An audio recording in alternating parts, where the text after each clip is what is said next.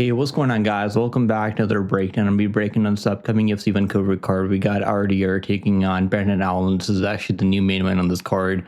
We're supposed to see Fluffy Hernandez versus RDR, which is going to be a much better main event. I was really excited for that fight. But it's unfortunate we don't get to see that fight right now this week. But with respect to Brendan Allen for taking this fight and saving this card, saving the main event. At least we still get to see RDR compete, and he's taking on another guy from the top 10 at 185, Brendan Allen, who's been in the UFC for much longer than RDR. So we'll see how that main event goes for both of these guys. In the co-main, we have a really good matchup, a banger. Mike Malott taking on Kevin Holland. This is actually a step up for Mike Malott. Kevin Holland is ranked, I believe, in the welterweight. He moves up and down weight classes. He moves up to 185, sometimes 170. Now he's been fighting at 170 for the past couple of fights, and he's coming off a pretty big upset win, loss over Daniel Rodriguez, where they had a really good fight on the card, and he was a massive favorite there, and he didn't really look good. He didn't look like a massive favorite, but it was either way. It was a good fight. It was definitely one of the best fights on the card. And we have Marlon Vera taking Naaman Zahabi. We have a lot of Canadian prospects on this card, so I'm definitely excited for my people to go out there compete on this card. We got Manon Fiorot taking on Jasmine Jasudavicius. Jasmine Jasudavicius has been on a roll right now on a huge win streak, and this is definitely going to be a tough matchup for her than her past few fights. We got Cody Gibson taking Aoriqileng. Cody Gibson probably needs to win bad here. If he loses here, I could see the UFC cutting either one of these guys. So both of them need to win. One of them is going to have to lose, But whoever wins, they're probably going to stay in the UFC. So if Aoriqileng loses, they're probably going to cut him. I don't see the UFC keeping him around any longer. We also got Kyle Nelson taking Matt Frevola. This should be a good fight, I think. Nelson, decent striker, and Matt Frevola, has a lot of KO power. This fight's up at 155, I think, right? Because I thought Kyle Nelson was actually fighting at 145, so I guess now he's fighting up a weight class against Matt Frevola. Maybe he's having a hard time cutting weight over and over. Because was he missing weight? Okay, he missed weight against Steve Garcia, so maybe that's why he's moving up to 155 now. We also got Jourdain taking on Davy Grant, crafty vet Davy Grant. We picked him last time. We were Blackshear as a massive underdog. He was plus 300 underdog. I'll be plus 275, I remember. And he went out there, did what he does. Crafty vet. Lost the first round, came back, won the second, third round. And that's why I love Davy Grant, because he's going to give you a tough fight. If you're not ready for Davy Grant, you're not going to have an easy time with him. We also got Bruno Silva taking on Hyun-Sung Park. This should be a good fight at flyweight. Hyun-Sung Park recently lost to Tatsuro Tara. He was 10-0 before that, but he lost to Tatsuro Tara because he took the fight on short notice in the main event at the Apex card. Now he's taking a Bruno Silva. Kind of a tough matchup. In a bounce back fight, but definitely a much better matchup for him than Tatsuro Tara. So we'll see if he can bounce back. We also got Danny Barlow taking on Jourdain Santos, a top Brazilian, Jourdain Santos. I bet him last time in his debut at about even money, and he kind of fumbled there for me. Didn't really look that good. Kind of got exposed by Ozzy Diaz, who's a decent boxer, if I'm being honest, but still not a good loss there for him. And it's one thing losing to Sam Patterson, another thing losing to Ozzy Diaz. But yeah, we got another Canadian prospect, Kyle Prepolec. We actually took on Benoit Saint-Denis on short notice on that pay-per-view card. He lost to Benoit Saint-Denis. Had a good first round, I remember. And now he's taking on Dober, who needs to win badly. I don't think he's going to cut to Dober because he's a company man. And he's definitely one of the most exciting lightweights out there. So I don't think they're going to cut him if he loses this fight. But he's lost a few fights now. And he's lost last 3 fights. If he loses this one, this is probably going to be his worst loss if he loses to Kyle Prepolec. So it's one thing losing to Manuel Torres, John Silva, Renato Moicano, Matt Frevola. Another thing, losing to a guy like Prepolec. So he's gonna go out. He's gonna have to go out there and get an impressive win, because his last win was Aoriqileng. I mean, that doesn't look good when you're looking at the money line at -500 for Dober this week. But he does have good wins, obviously, more proven UFC. So we also got Stephanie Luciano taking over in all over. We got Asma Bekoev. I'm actually happy Bekoev was fighting on this card. I was hoping they were gonna do Torres Finney versus Bekoev, because I think that was the matchup, right? Yeah, he's had a couple of cancellations. He was supposed to take on Finney on that Tyra versus Park card, but Finney withdrew. probably good for him that he pulled out of that fight, because I don't think it's gonna go well for him. But yeah, let's break down this card, man. Make sure you guys like and subscribe. We're coming off a really good card at UFC Brazil. So yeah, we did really well in the live stream. We cashed like over like 13, I believe it was like 12 units on the live stream. And pre-stream, we cashed actually like 4 units on pre-stream bets that I post every single week. So post my bets for free as of right now. So if you guys appreciate the work that I put in, make sure you guys like and subscribe. And join Discord, by the way. We have a really good Discord community. And yeah, make sure you guys join Discord and like and subscribe. And now let's talk about this card. Let's talk about this card, man. This is going to be a fun card. First fight on the card is going to be Melissa Croden taking on Tenero Lisboa. Now, if you guys didn't know, Lisboa, she is 2-1 in the UFC. So she has a good looking record right now. She's 34 years old. She came back after a layoff after a knee surgery against Luana Santos, who's a good prospect at a 125. I guess 135. Wasn't she fighting a 120? Is Luana Santos not fighting a 125? Okay, it's actually 135. I don't know. She's kind of thick. I mean, Luana Santos is kind of thick, so I guess she can't make 125. She fights a 135. Okay, I was wrong about that part. But yeah, this fight should be fun, man. Lisboa's she's gonna be the better BJJ girl, better grappler maybe. Her Muay Thai is pretty good, but like her striking really isn't like that crazy. Like I don't think she's like that dangerous on the feet. And I think this is a really winnable fight for Croden, man. She's making her debut here. She's fighting at home in Canada. She's getting a big opportunity in Canada. So if this fight is anywhere close, I could see them giving it to Croden. And Croden's only lost to Jacqueline Cavalcante, which is actually not bad at all, because I think Cavalcante's definitely like one of the most underrated fighters at this weight class at 135. And she's going to be a problem for a lot of girls at this weight class. And she lost to another girl before by a close fight, right? So her only 2 losses are like, even Evelyn Martin's fights in PFL. So it's not really a bad loss, right? Her 2 losses are bad. And Lisboa is one of these fighters. It's not like she's like this really good fighter. She's okay. She can get her grappling going. I mean, maybe she can find a submission. Like that's definitely a possibility. But I'm gonna go with underdog. I'm gonna go with Croden to win here. I think she can really pull it off. So I'm gonna go with Croden to win by decision. I'm not sure if she's gonna knock her out. She does have a lot of power. She really goes for her in the clinch.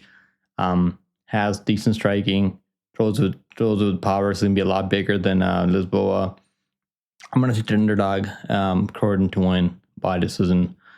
Next fight on the card, we have Asma Bekoev taking on Yusri Belgaroui. Belgaroui is actually a former glory kickboxer. I'm sure you guys already knew that, but I'm not really that high on him. I mean, he's kind of like he's fought Alex Pereira before. I mean, he got knocked out Alex Pereira. Obviously, like who doesn't get knocked out Alex Pereira?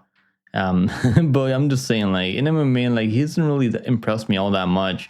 Even this fight on Contender Series, he lost to Marco Tulio the first time on Contender Series because he just kind of got held up against the cage. Couldn't really break away from Tulio's clinch. And he was getting outstruck at range, I remember, too. The pressure, he didn't like the pressure from Tulio. And that's what Bekoev does. He's gonna go out there, he's gonna put pressure on you. He can wrestle really well. He's training over their American top team. Obviously Belgaroui training with the current light heavyweight champion Alex Pereira and the former light heavyweight champion Glover Teixeira, and that gym over there, Teixeira MMA and Fitness. But I'm just not impressed with Yusri Belgaroui, man. He's gonna have to go out there, and if he can go out there and pass the Bekoev test, maybe I'll think about him. Like I'll think of him as like a problem at this weight class of 185. But I've liked what I've seen from Bekoev before. Like, he didn't get signed for a long time to the UFC because he wasn't really finishing anyone. Like, back in LFA, like, he was taking a lot of these guys that he should have been finishing to the distance. Like, he should have finished Dylan Budka. I do think he won that fight, like, unanimously, but it was close because he was fighting Dylan Budka's hometown member in LFA in that main win of 5 rounds. So it's been 5 rounds multiple times before. And but I think he can do everything pretty well. He does make mistakes. He is kind of beatable if you fight pretty smart. But I think Bekoev can get this one done. He can kind of do the same thing as Tulio. He can wrestle. He can pressure him. Even knock him out. I think he could knock him out on the feet too. So I'm going to go with Bekoev. I'm not sure if he's going to get this knockout. I'm really not that confident in him to get this knockout. But I do think he's going to win 2 out of 3 rounds at the very least. He has been finishing almost everyone recently. But finishing Jack Reese and Ryan Loader. But he has been finishing people though. In the last 3 fights have been all finishes. I'm going to say that he wins by... does he finish him? I think it goes over 1.5 rounds. I do think he's going to respect Belgaroui striking and credentials from Glory Kickboxing. He is a good kickboxer, and he's going to fight at range. He's going to stay at range and kind of throw a lot of body kicks, throw a lot of low kicks. And he's going to be a lot taller. 6'5", 79 inches. He's going to have a lot of big reach advantage over Bekoev. I'm not really sure it's going to matter, but the line is definitely kind of crazy, though. Minus 300 for Bekoev. He's minus 255. If it comes down to like minus 200, like I'll probably throw him in the parlay at minus 200. If you got him at like minus 255 isn't really that bad. I would never parlay him at minus 500. Like probably unless he's fighting Jack Reese or like someone at that level. Or unless he's fighting Cedric Demas, maybe then I would definitely parlay him at minus 500. But Gory is a capable striker, and he's a former Glory kickboxer, and he's fought some pretty dangerous dudes. So he's definitely like he can pull off something crazy here. I wouldn't count him out completely, but I'm just saying Bekoev should get it done. I think that they're gonna have a good game plan over there from American Top Team for him here. And I think he's gonna wrestle. That's what he should do. I'm sure they're gonna watch that Tulio fight. That was only 2 years ago. How much has he gotten better since then? I'm not too sure. Yeah, I think Bekoev's gonna get this one done. It's definitely gonna be pressuring him more, I believe. And obviously he can fall back on the wrestling if he needs to. And I think he's gonna wrestle here. Yeah, I'm gonna go Bekoev by... I'm going to say like maybe a late TKO, or I'm going to say decision. I think Belgaroui is pretty tough though. I'm going to say Bekoev gets it done on the scorecards. Next fight on the card, we have Stephanie Luciano taking on Reno Oliveira, man. Now, I'm really tempted to pick Reno Oliveira as a massive dog. He's only 20 years old and hasn't fought in almost 2 years. So I'm really not sure what's going on with Reno Oliveira, why we haven't seen her in 2 years. Because I do think maybe I picked her against Lisboa, or I did pick Lisboa there, but it was fairly a close fight. Now, you guys know I'm not really that high on Lisboa as other people are. And Luciano is definitely good. So she could have won that fight over Sam Hughes if it wasn't for the takedowns from Sam Hughes. And obviously, she did kind of slow down in that fight. But striking is definitely sharp. She's fast. She's got good kickboxing. And doesn't have a lot of power. Definitely doesn't hit that hard. But her striking is cleaner. She's going to land a ton of volume. Reno Oliveira's game plan is going to be to pressure her, push her up against the cage, and go for a takedown. That's probably what Reno Oliveira is going to look to do here. But I don't think her cardio is all that great. I think Luciano's got better cardio, so he's going to be able to do better in the later rounds. Yeah, I'm going to go Luciano to win. I'm not sure if I want to parlay her. Minus 350 just seems kind of crazy. She's only 25 years old. And but I do think she's gonna win this fight by decision. I don't see her finishing Reno Oliveira. I just don't. I'm gonna say it goes all 3 rounds. Let's see what the odds are. I think it's like minus 335. People are still betting her minus 325. I think she wins. I'm gonna say like 29-28. I think Oliveira plus 2.5 might be a play. because I could see her winning one round with the wrestling, getting a takedown, and just controlling her for a round early in the first rounds. But I do think Luciano gets at least 2 out of 3 rounds.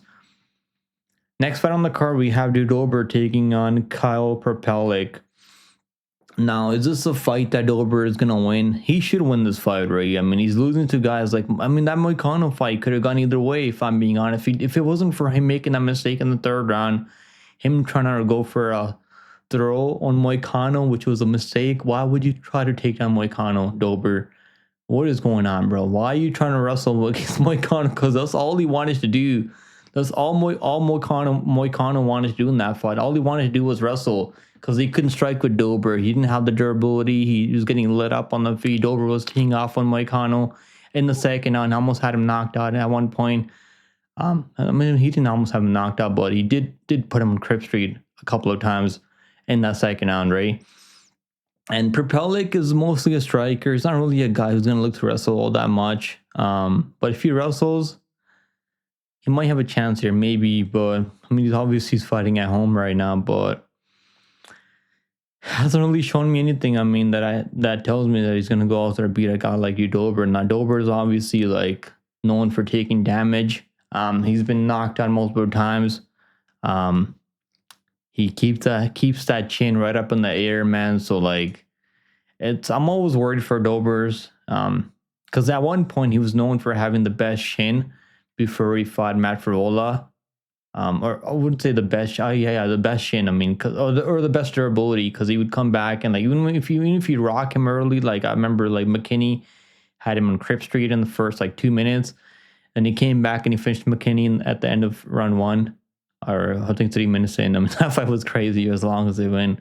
Even the Rafael always fight. I mean, Rafael had him hurt early and he came back and finished him in the 3rd round. Finished Alexander Hernandez, like, finished Nazar Haqparast. I mean, Haqparast is really good. He's the only guy to finish Nazar Haqparast, by the way. Man, I gotta pick Dober. I'm gonna pick Dober. Can you knock him out?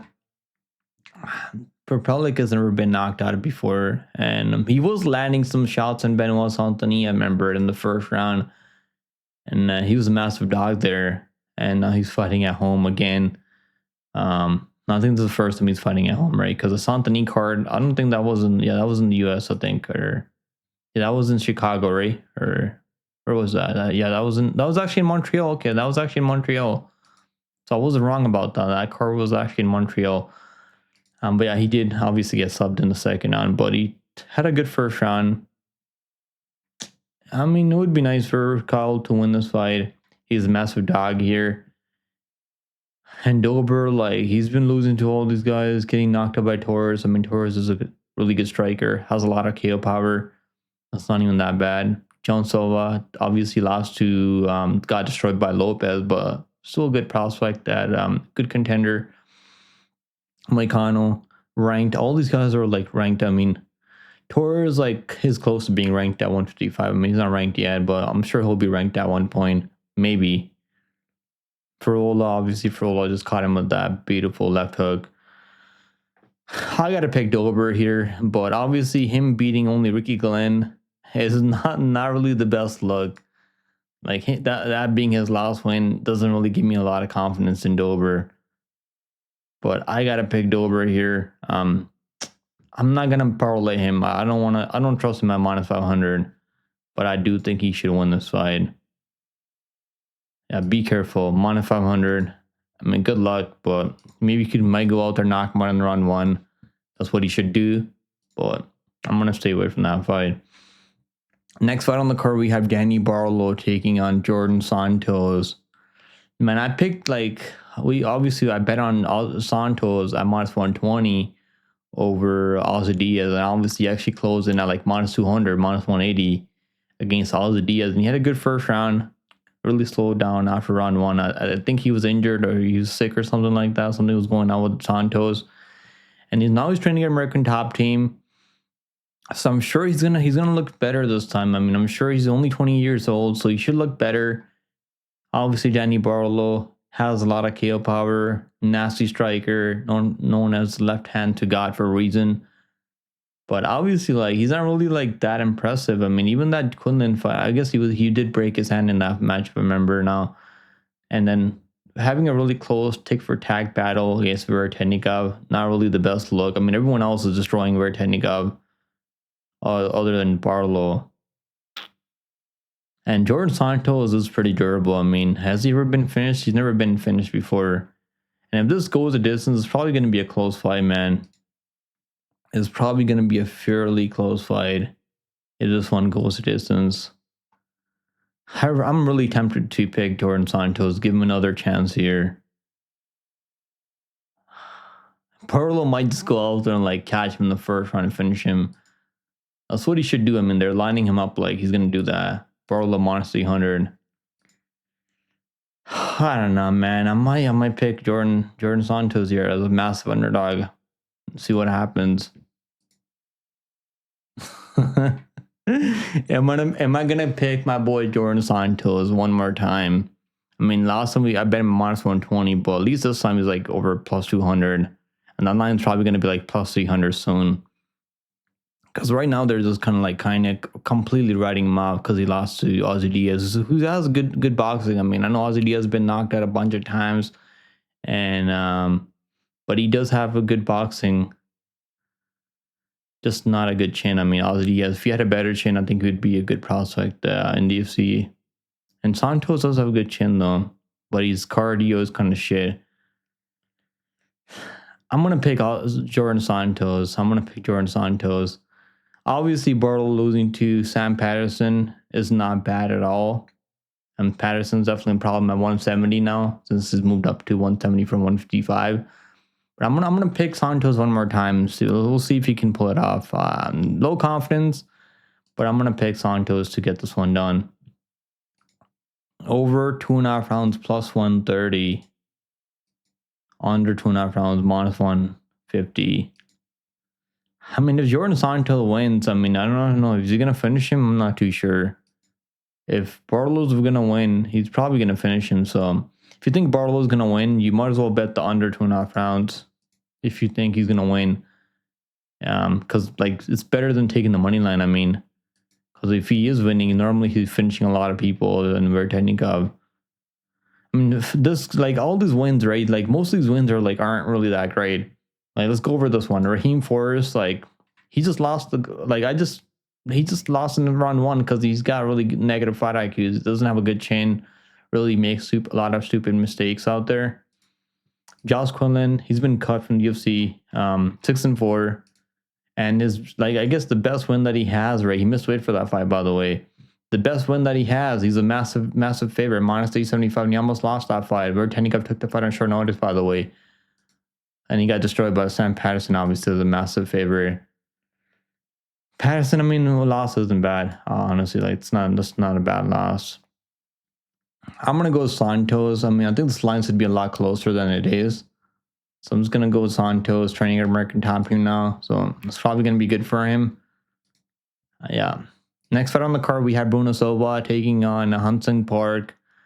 I am picking Hyun-Sung Park here. I think he's going to be a lot faster than Bruno Silva. Has power on the feet. Those nice combinations. Can grapple.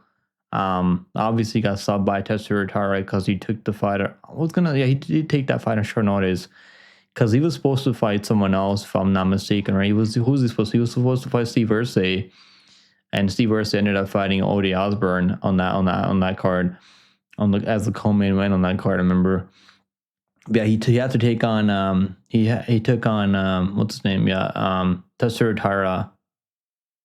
What was that? He took on Tetsuya Tara because Tetsuya Tara, his fight with Amir Albazi fell off because Amir Albazi ended up pulling out again. I mean, which happened so much with Albazi. I mean, I'm not really sure why they still have him in the roster.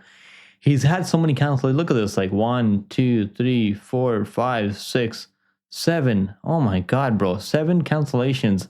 That's more fights than that's more than fights that he has in the UFC. That's crazy.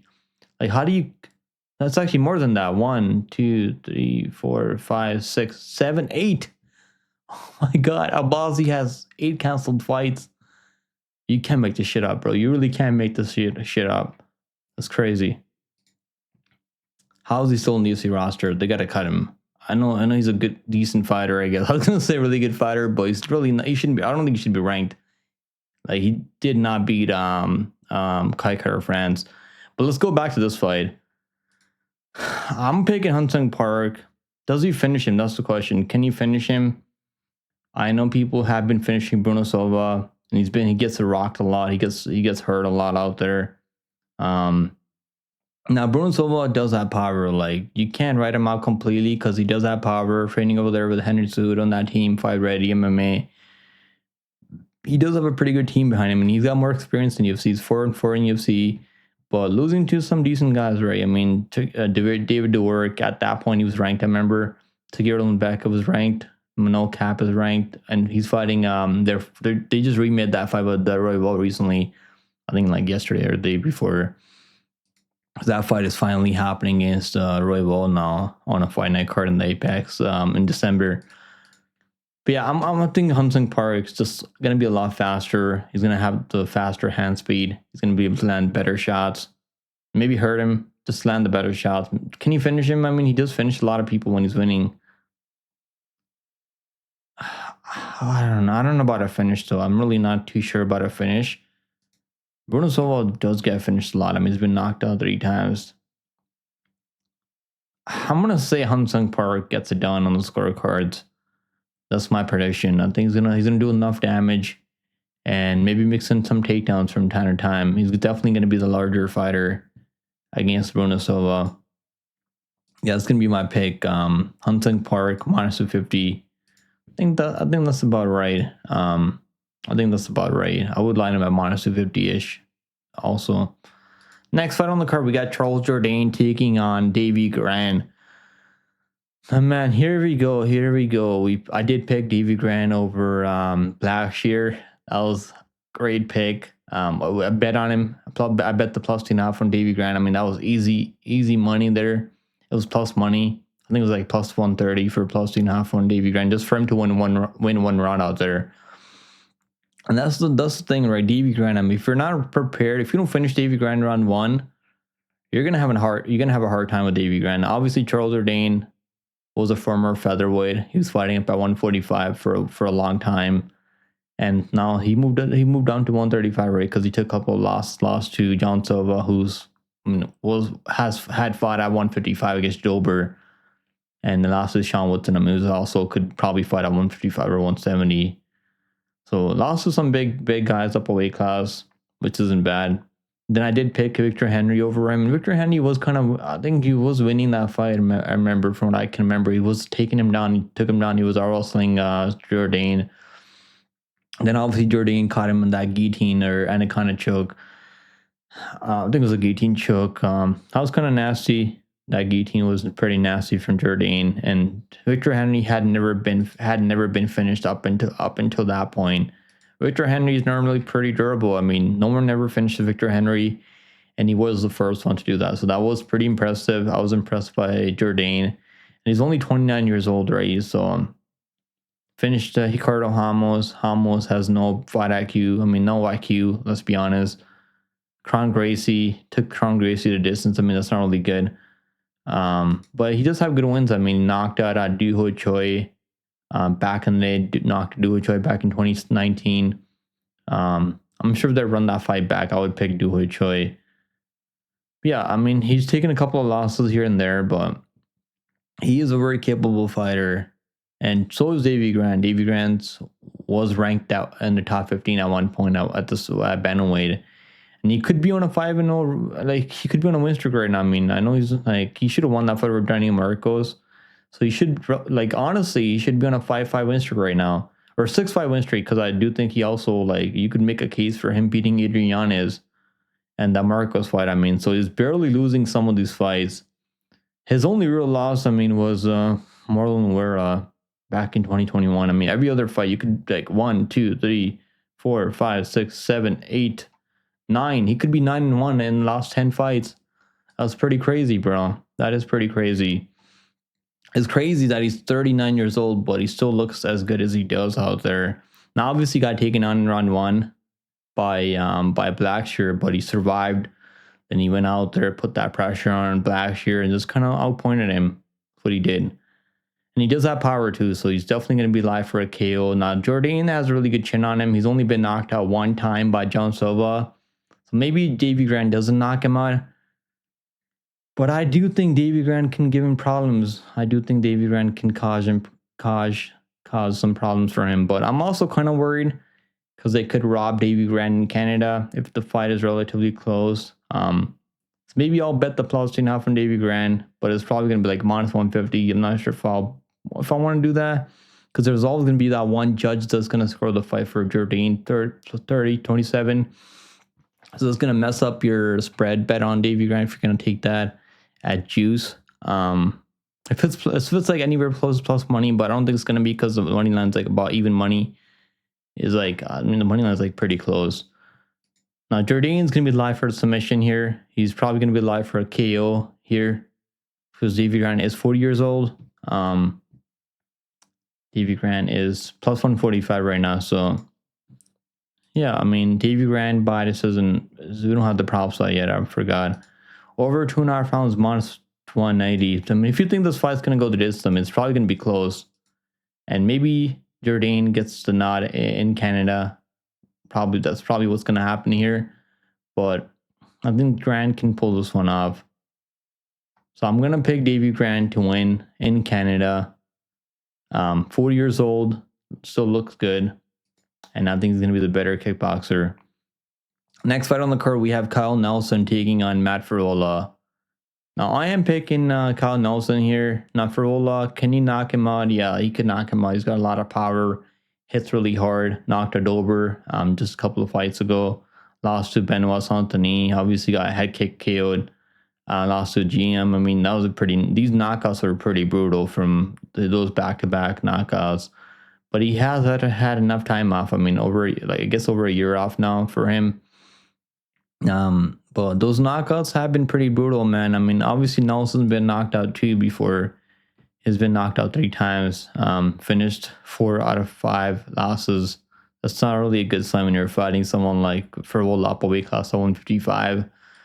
But I do think Nelson has the skills to kind of outpoint Frevola. Maybe mix in some takedowns. Is he going to have success taking him down? I'm not too sure about that. But I'm going to go with Nelson to win by decision.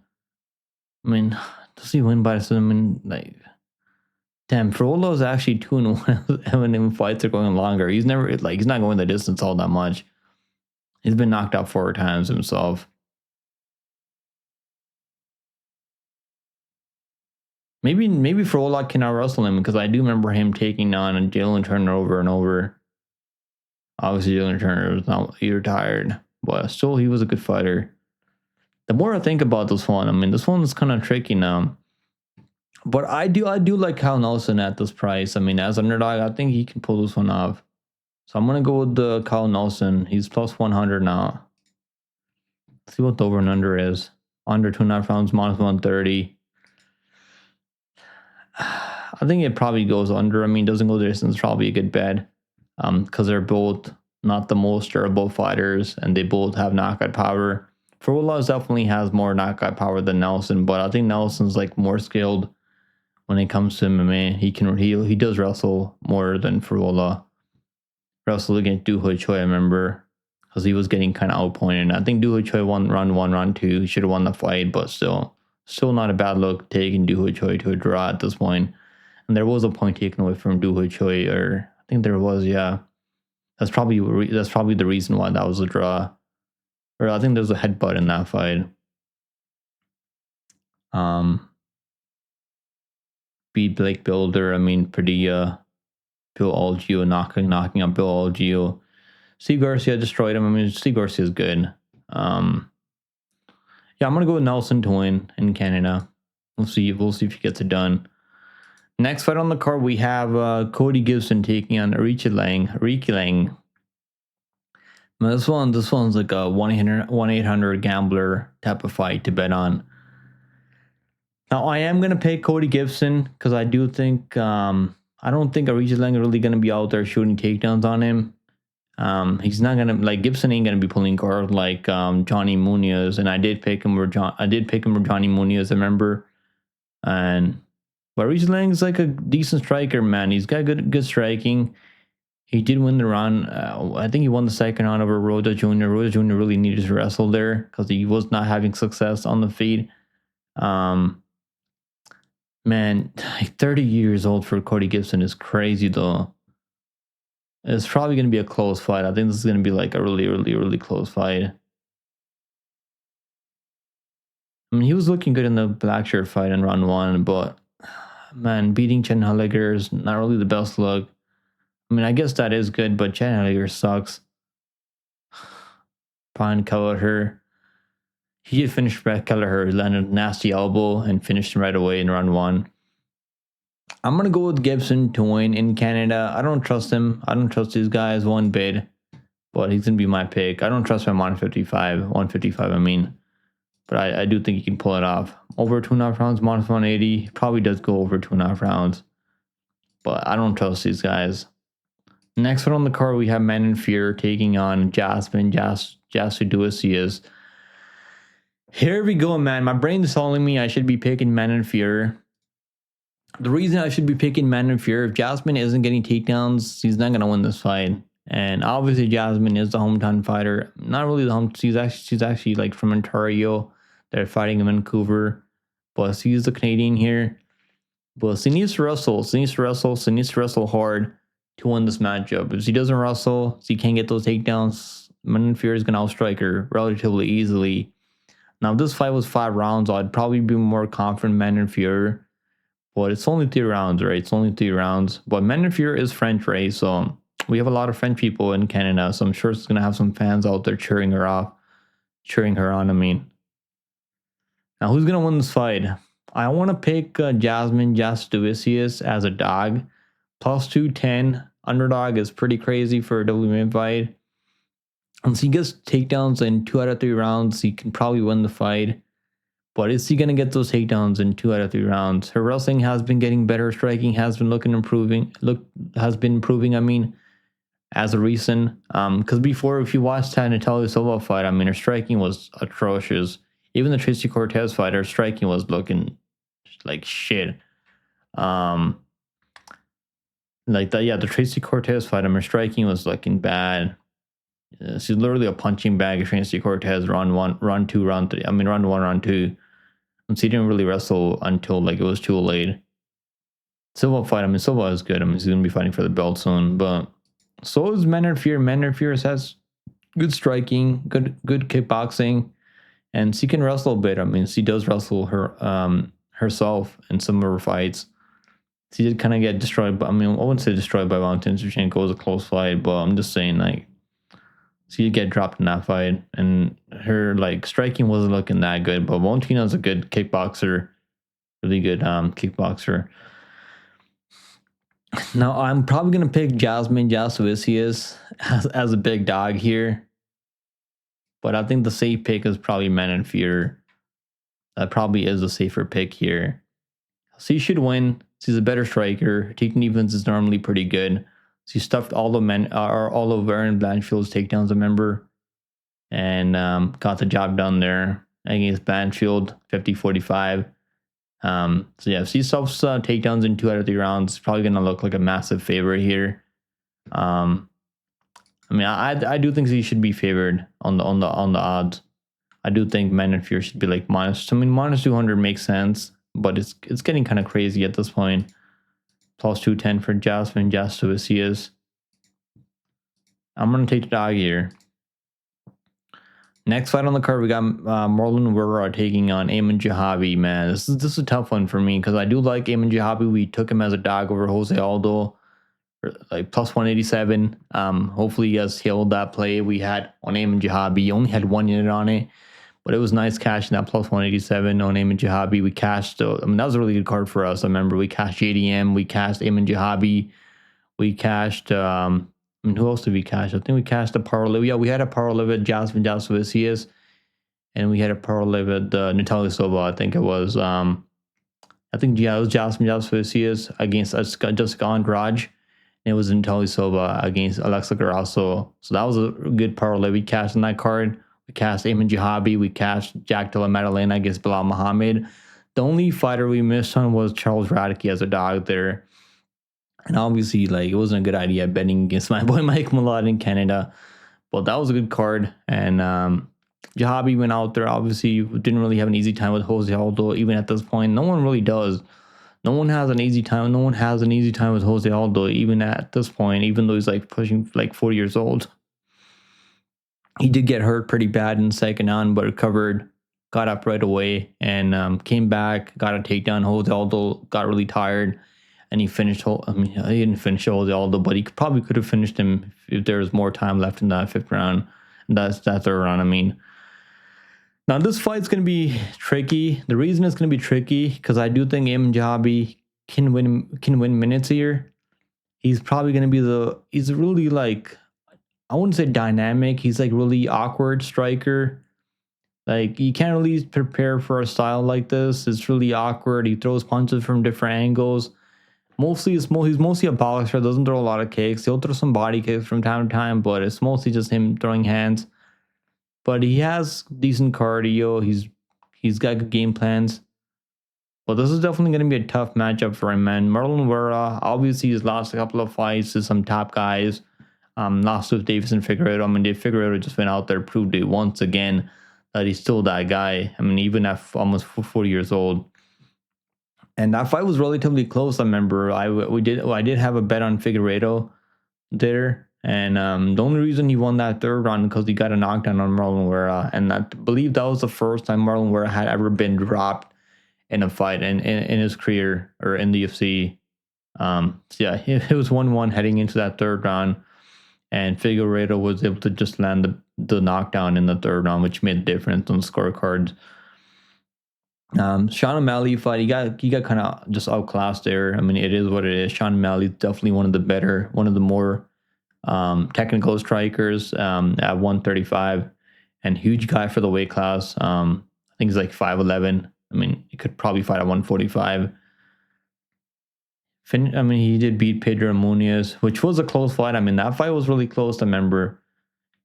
Like, you can probably make a case for Pedro Munoz winning that fight, but he was looking good. He was landing a lot of jabs in that fight. From what I can remember, I did bet him there. I also bet the over 2.5 rounds there. I bet him live in the second round because he lost the first round, then he picked it up in the second, third round. That's what Marlon Vera does. He kind of picks it up as the fight goes on. Maybe, I'm not sure if that's going to be the smartest thing to do here against Ayman Zahabi, because Ayman Zahabi, if he wins the first round and Marlon Vera doesn't pick it up, doesn't rock him, doesn't knock him down in round 2, round 3, Ayman Zahabi is probably going to win the fight in Canada. So that's the issue I have with Marlon Vera, but I want to pick him as a dog here. I really do want to pick Marlon Vera as a dog because I don't think he's washed or anything like that. I know he's got 10 losses, but I mean, in the UFC, he's got 9 losses. I mean, all by decision. So like, even fights are going the distance. I mean, he's not winning a lot of these decisions because he's waiting around, trying to find the big shot, trying to find the left high kick, the right high kick. That's what he does, right? Even against some of these guys. I mean, Dominic Cruz was outpointing him early. Then he found that high kick in the 4th round. And then even Frankie Edgar. I mean, I think Edgar was beating him early, and then he found that front kick up the middle, which knocked out Frankie Edgar. Now, this one's definitely a tough one for me. This one's definitely a tough one. But I am going to pick Ayman Zahabi by decision. I think Zahabi could outpoint him. But it's one thing betting on a guy at plus 187 when you're getting him at plus 187. It's another thing betting him at minus 140 against someone who's super durable and who's going to be there for the whole 3 rounds, all 3 rounds. I mean, so it's probably going to be a close fight. It's probably going to be 28-28 either way. But I'm going to go with the Canadian in Canada to get the nod. Maybe a split decision. That's probably something I would look at. Now, if Ayman Zahabi goes out there, looks good, wins all 3 rounds, that's going to be really impressive. But I think it's going to be close. I think that's what the odds are really close. He's fighting someone who's durable and never been finished in the UFC. I think Marlon Vera has never ever been finished in, like, how many fights is that? Like 20? 36 fights, 34 fights. I mean, that's crazy that he's never been finished in 34 fights. Never been submitted, never been knocked out. And he's fought some of the best guys at this weight class. I mean, am I writing off Marlon Vera right now? Like, am I sleeping on the guy? Because wasn't he supposed to? Yeah, he's supposed to fight Mario Batista. Why was that canceled? Oh, he's coming off an injury. Okay, that's why that fight was canceled, because he's coming off an injury. Yeah, I'm gonna go with Zahabi to win by decision. Probably 29-28 split maybe. Next fight on the card, we got Kevin Holland taking on Mike Malott. This is another one where like we have a veteran in the UFC, like just like Vera, and we got the prospect like Mike Malott. Now Kevin Holland was minus 700, I remember, and minus 750. If you did parlay him at minus 750, I mean that's on you. Like if you parlayed Kevin Holland, if you trusted this guy minus 750, that's on you. I did not parlay him at that line. I would never parlay him anything over minus 200 ever over anyone. Unless he's fighting a complete jobber, and D-Rod wasn't a complete jobber. He did almost finish in the third round though, but D-Rod slows down almost every single fight. This fight is going to come down to most of Mike Malott's game plan going to be, is he going to strike with Kevin Holland or is he going to wrestle him? Because if he wrestles him, I think he could have success taking down Kevin Holland. He took down Neil Magny in the first round, obviously. Neil Magny pulled off Neil Magny in the third round like he does a lot. And Mike Malott just didn't want to, just kind of like, I mean, he just got TKO'd. I mean, it wasn't the craziest ground and pound, but Neil Magny, if he smells that you're kind of tired and you're kind of like looking for the door, he'll show you the door. That's what Neil Magny did. And yeah, I mean, that was not, I don't think that was an early stoppage. I remember people were saying that was an early stoppage there, whatever, but I think it was a good stoppage. Whether he actually gave Mike Malott a lot of chances to stay in there. And yeah, Mike Malott's good, mostly a striker who has a good BJJ. He's got a good submission, mostly an opportunist submission grappler. Because if he can drop you, he'll jump on you with a guillotine or anaconda choke or like a Dar choke.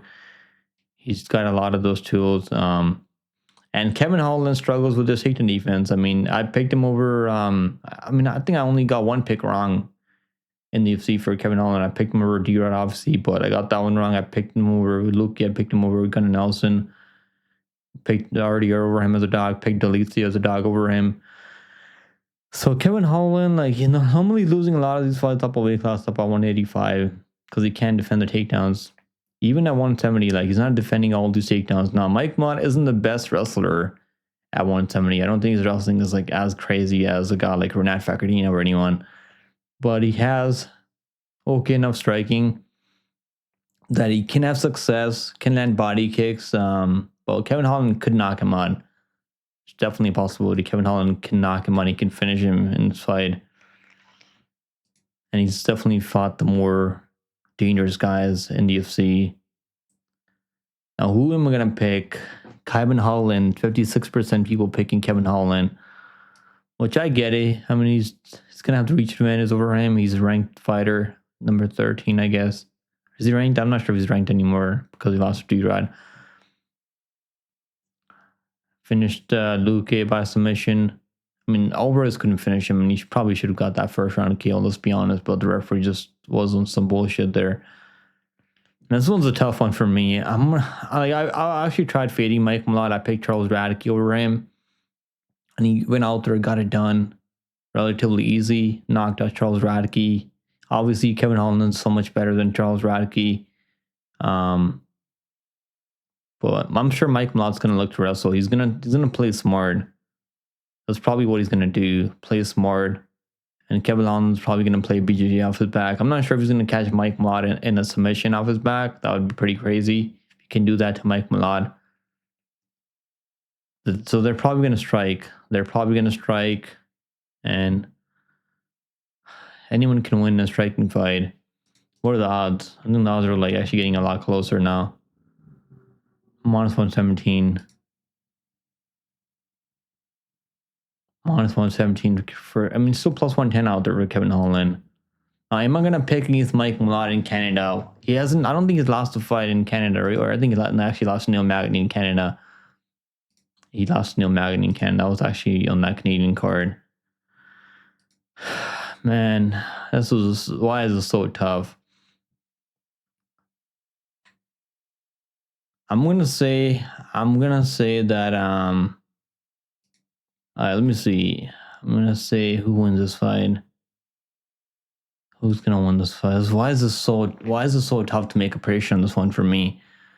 Oh my god! I mean, I've been breaking down this fight for the past 5 minutes now, probably more longer than that.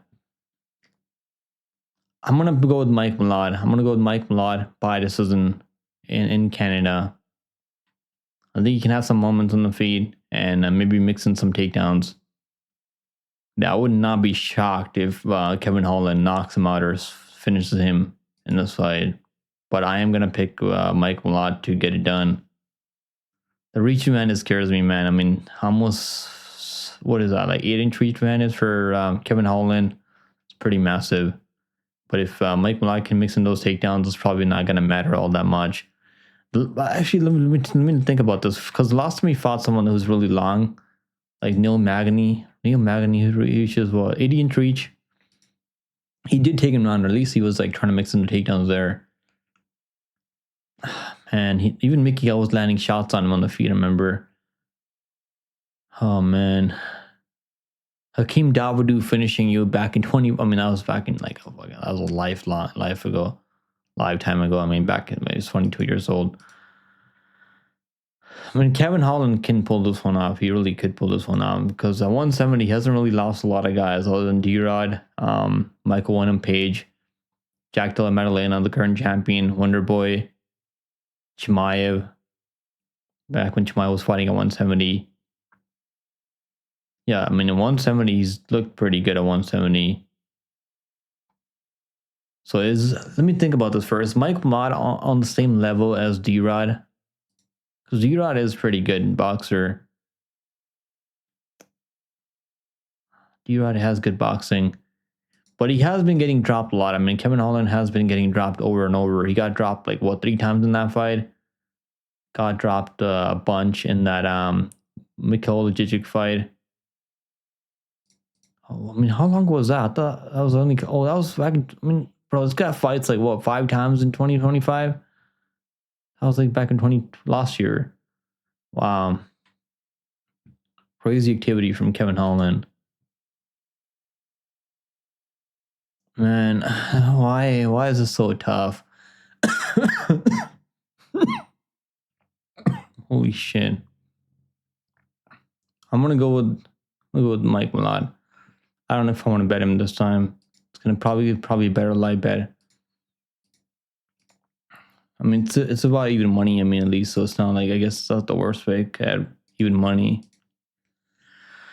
I know that one's low confidence pick. Next fight on the card, we got Renair de Ridder taking on Brendan Allen. Now I'm picking RDR. The reason I'm picking RDR because I think he's gonna have the better cardio. He's gonna have good enough grappling where he's not gonna get dominated on the ground. He's probably not gonna give up his back to Brendan Allen. Now Brendan Allen has good grappling. Definitely slick back takes. He can give you a lot of problems in the early rounds. Striking has gotten much better.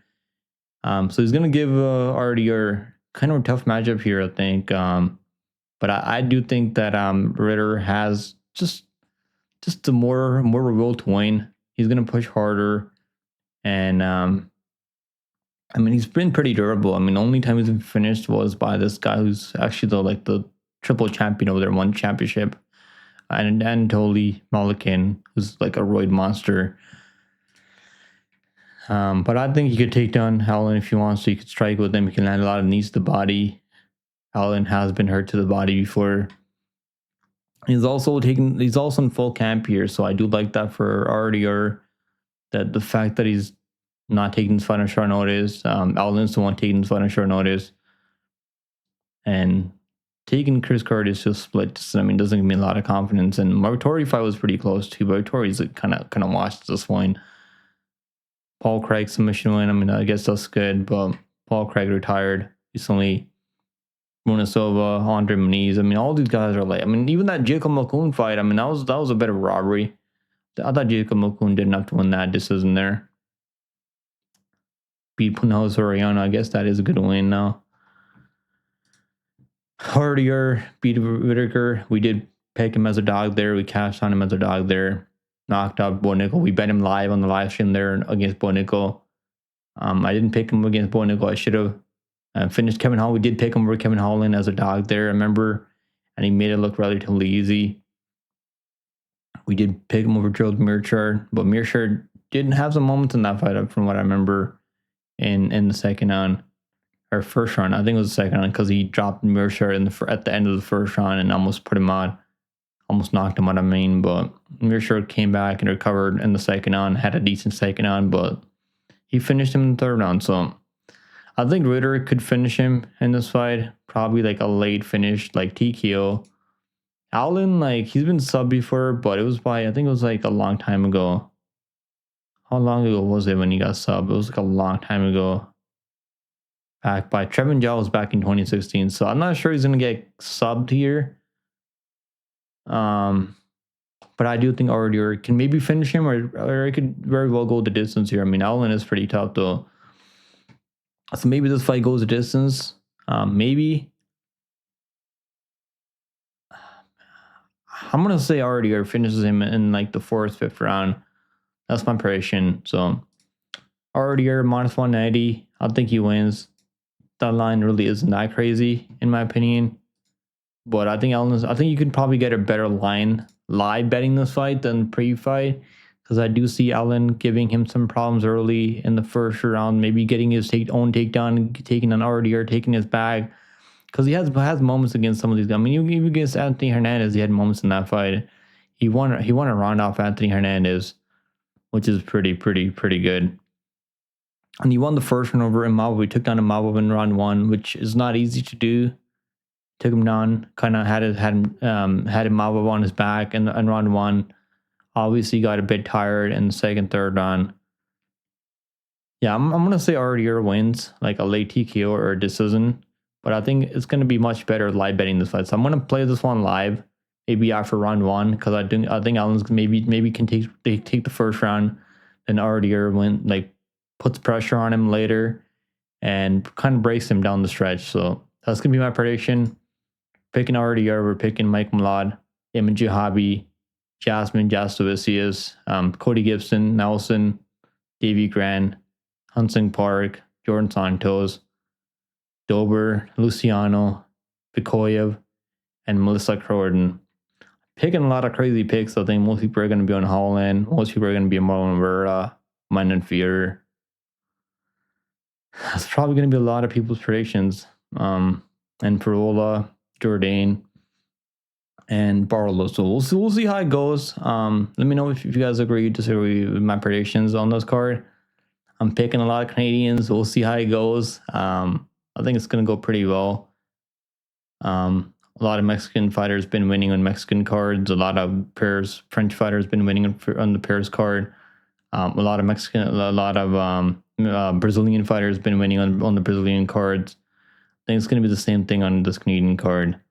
It would be pretty embarrassing if all the Canadians end up losing on this card, and that would be pretty embarrassing for Canada. But I don't think that's going to happen. Yeah, so let me know what you guys think, man. This should be a fun card. And I'll see you guys in the next one. Hopefully you guys have a really good week. Later.